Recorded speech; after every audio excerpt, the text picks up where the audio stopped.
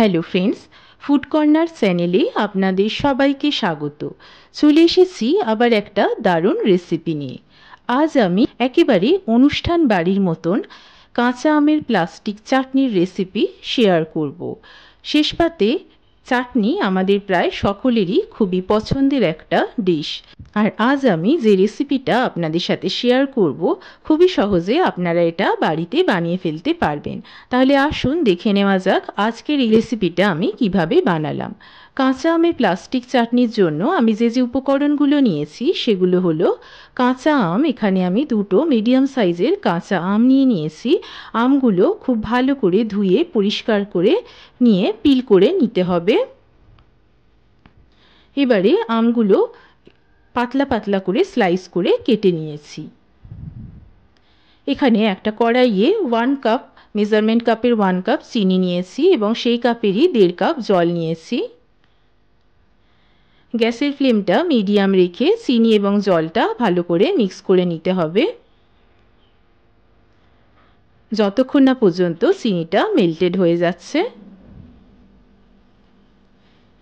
দেখুন জল ফুটে গিয়েছে। এবারে 1 টেবিলস্পুন মৌরি তার মধ্যে দিয়ে দেব স্প্লিটেড কাজু এবং কিশমিশ। সব কিছু খুব ভালোভাবে চিনি জলের সাথে মিশিয়ে নেব।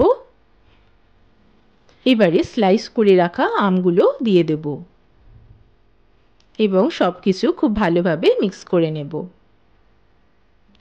দিয়ে দেব হাফ চামচ হলুদ গুঁড়ো এবং হাফ চামচ লঙ্কা গুঁড়ো।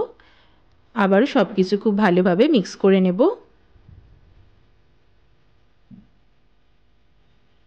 এবারে বয়েল হতে দেব। কড়াইয়ের ঢাকনাটা চাপা দিয়ে দেব। গ্যাসের ফ্লেমটা মিডিয়াম রেখে 15 মিনিটের মতন এইভাবে কুক করব।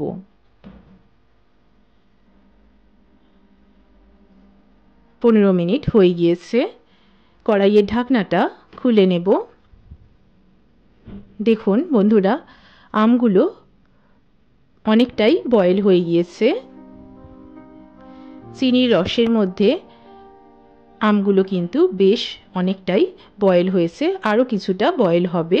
সেই জন্য কড়াইয়ের ঢাকনাটা আবার চাপা দিয়ে দিলাম এবং 10 মিনিটের জন্য একইভাবে কুক করব।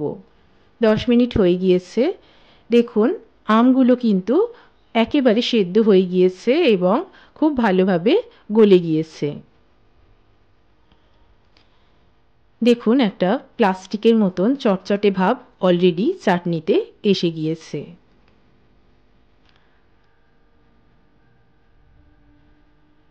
আর বেশিক্ষণ কুক করার দরকার নেই।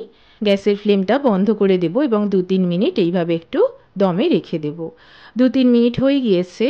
কড়াইয়ের ঢাকনাটা খুলে নিলাম। দেখুন বন্ধুরা,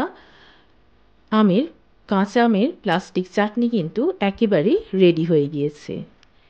চাটনির টেক্সচারটা দেখে বুঝতেই পারছেন কতটা সুন্দর হয়েছে এবং একেবারে প্লাস্টিকের একটা লুক কিন্তু এসে গিয়েছে চাটনির মধ্যে।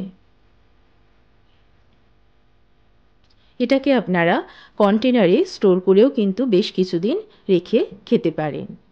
রেডি হয়ে গেল আজকের আমার রেসিপি কাঁচা আমের প্লাস্টিক চাটনি। খুবই সহজে অল্প কিছু উপকরণ দিয়ে আপনারা অনায়াসেই কিন্তু এই রকম একটা রেসিপি বাড়িতে বানিয়ে ফেলতে পারবেন। আর কাঁচা আমের চাটনি তো আমরা এমনি খেয়েই থাকি, তাই একটু অন্য পদ্ধতিতে আপনারা বাড়িতে ট্রাই করে দেখবেন। আশা করি ভালো লাগবে।